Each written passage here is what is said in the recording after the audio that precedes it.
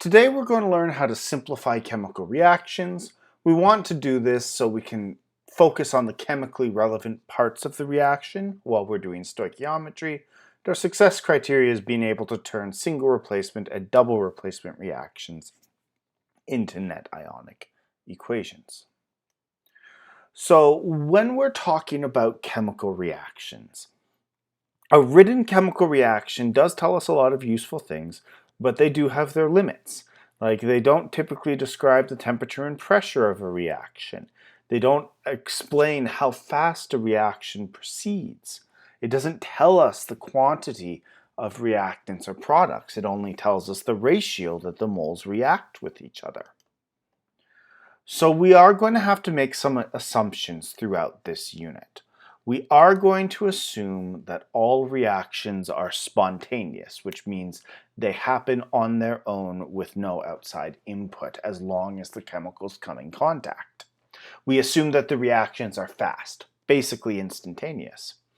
We assume that they are quantitative. This means something very specific in chemistry. It basically means they go to completion. They are complete reactions. All of the reactants will turn into products, or at least more than 99% of them do. And we do actually have to specify that because there are some chemical reactions where that does not happen. And we'll look at that more next year in Chemistry 30. We also assume that reactions are stoichiometric, that there is a simple whole number ratio between the reactants and the products. One way that we can simplify and focus on the relevant parts of a chemical reaction is through a net ionic equation.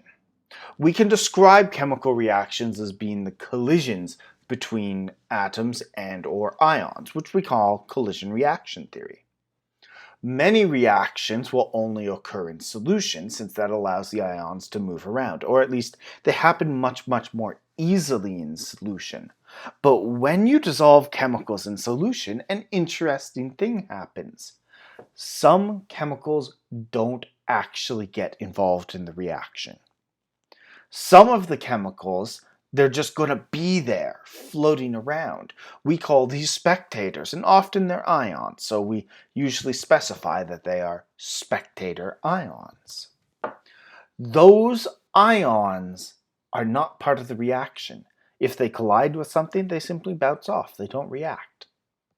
So it's often necessary that we need to not just write all of the entities that are present, or species as we sometimes say, but only write the ones that are actually interacting with each other. And that's how we get our net ionic equation. The process for doing this is fairly simple. It just takes a little bit of time and a little bit of practice. First thing we're going to do is we're going to write out the completely balanced chemical equation. Then we're going to dissociate, break apart all of the water-soluble ionic compounds and ionize them. We're also going to ionize all of the strong acids.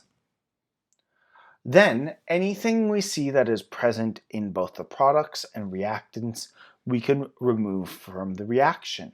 Those are spectators. And that will leave us behind with a net ionic equation. And if everything is, say, divisible by 2, then we would just simplify it. Divide all of the coefficients by 2, so we get our lowest whole number ratio.